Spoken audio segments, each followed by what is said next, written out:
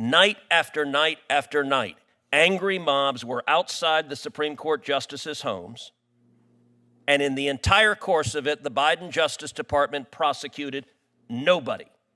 We had the Attorney General sitting at that table, and multiple Republican senators asked him, why are you not enforcing the law? What they are doing is a crime. And my friend from New Jersey said, it is a lie to say we, the Democrats, condone this. I would challenge, my friend, find a single Democrat senator on this committee holding the Attorney General to account for not enforcing this law. I was here at those hearings, and I do not recall a single Democrat senator saying to the Attorney General, you should arrest these people who are violating the law, you should protect the judges. Hey everyone, welcome back to American Mindset. Today, we're diving into a recent Senate hearing that has sparked a lot of discussions.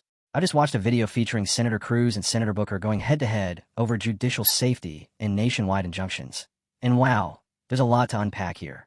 Let's watch the video. Make two brief observations.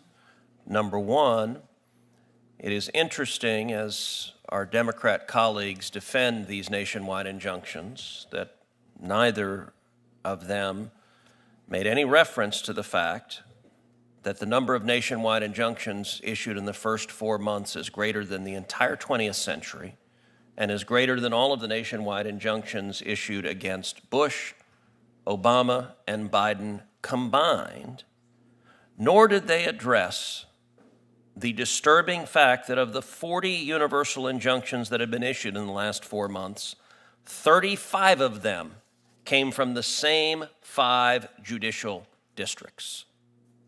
There is a reason for this.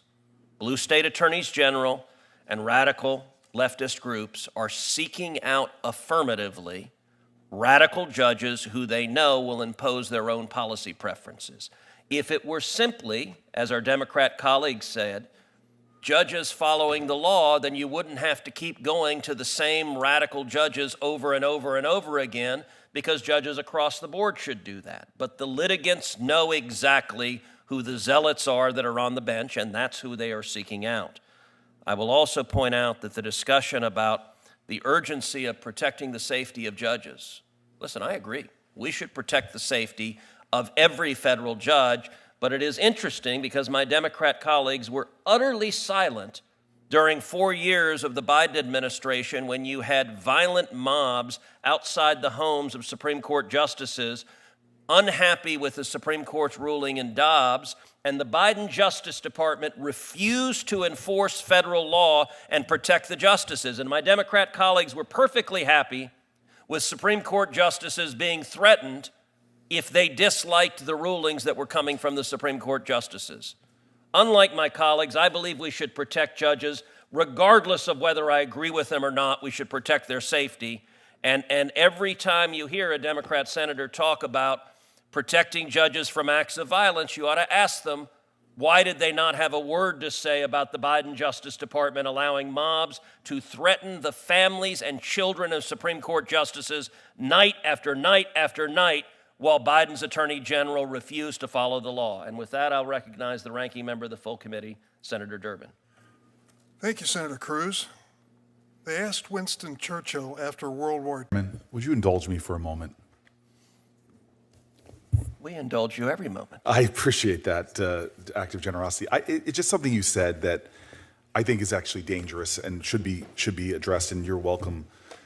But when Judge Anderol was killed in New Jersey, the Republican colleagues in the Senate, their outpouring of support, their outpouring of concern, they're willing to work together on a bipartisan bill was extraordinary. It shows the truth of this institution that, despite some of the fiery rhetoric that you were sowing, we're really a bipartisan, working bipartisanship. Cornyn and Coons, after the incidents you're talking about, got together and actually passed a bill to better protect our Supreme Court justices, many of whom are friends of ours. You know, Gorsuch and I disagree on a lot of stuff. I knew his wife before he did. We studied together at Oxford. This implication that there was silence when there were threats on their people's houses is absolutely absurd. I remember the rhetoric and the comments, the concern from Coons. I actually distinctly remember you, Chairman, on more than once condemning those attacks on Republican-appointed jurists. To say things like that feeds just the partisanship in this institution and feeds the fiery rhetoric. And it's just plain not true. It's just plain not true. And I think you know that, but we can pull from the record from my colleagues in real time, literally days afterwards, condemning it. There's a lot of substantive things to say here, but to think that the lack of humanity when people's homes are being threatened was not in existence, I think that's unfair and really concerns me that you would say that in the way that you did. Well, I thank my colleague from New Jersey. I will note, as John Adams observed, that facts are stubborn things. And it is existing federal law, 18 U.S.C. Section 1507, that makes it a crime to protest at a judge's home. And the law provides whoever with the intent of interfering with, obstructing, or impeding the administration of justice, or with the intent or of influencing any judge, juror, witness, or court officer in the discharge of his duty, pickets or parades in or near a building housing a court of the United States, in or near a building or residence occupied or used by such judge, juror, witness, or court officer, or with such intent uses any sound truck or similar device or resorts to any other demonstration in or near any such building or residence, shall be fined under this title or imprisoned not more than 1 year or both. That is federal criminal law.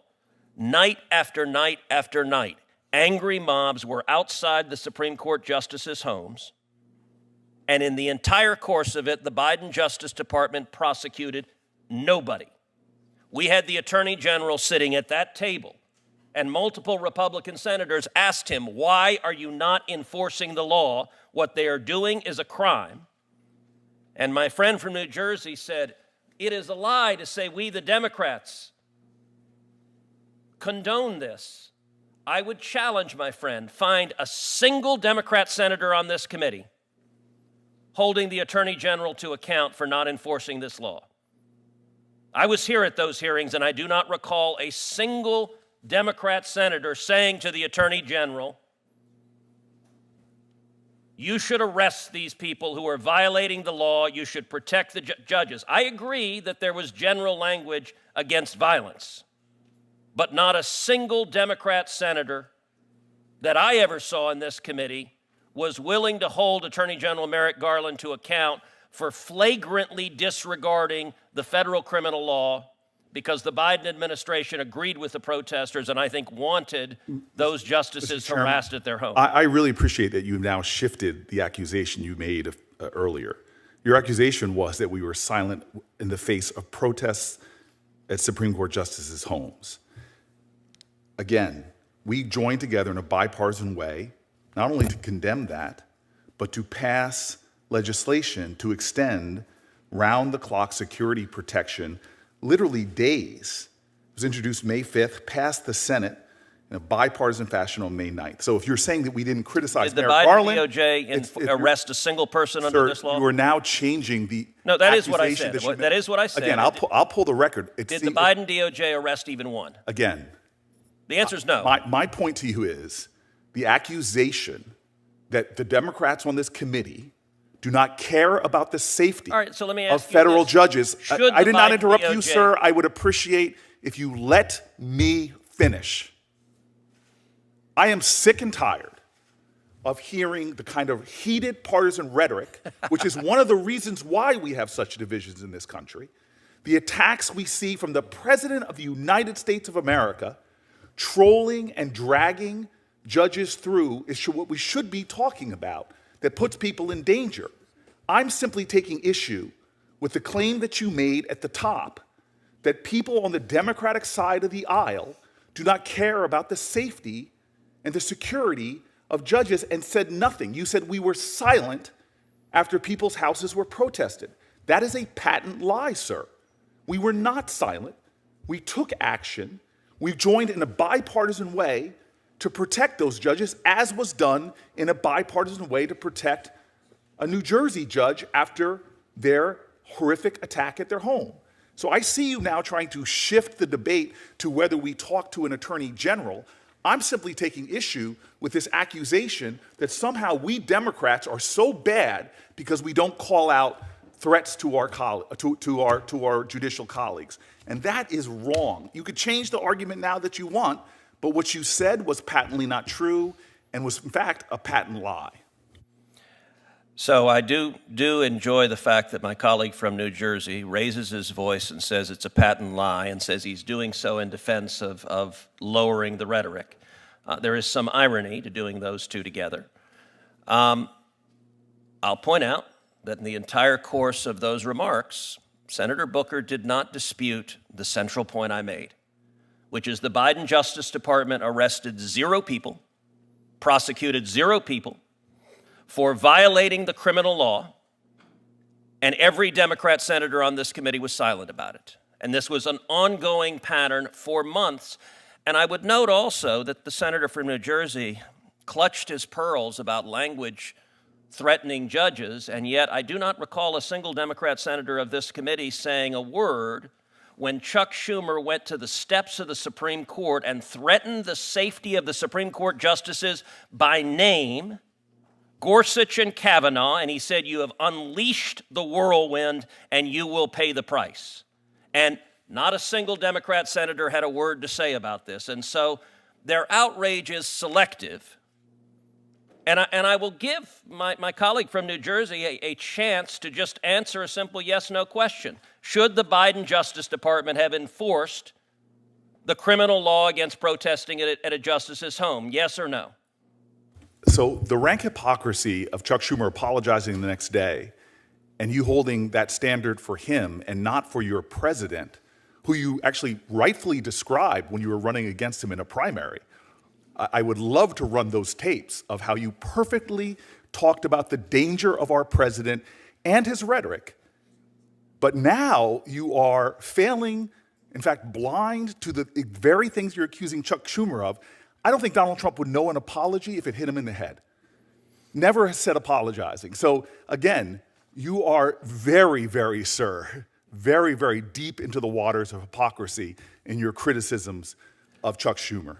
So let the record reflect that Spartacus did not answer the question and did not tell us whether the criminal law should be enforced, because he knows the answer is yes.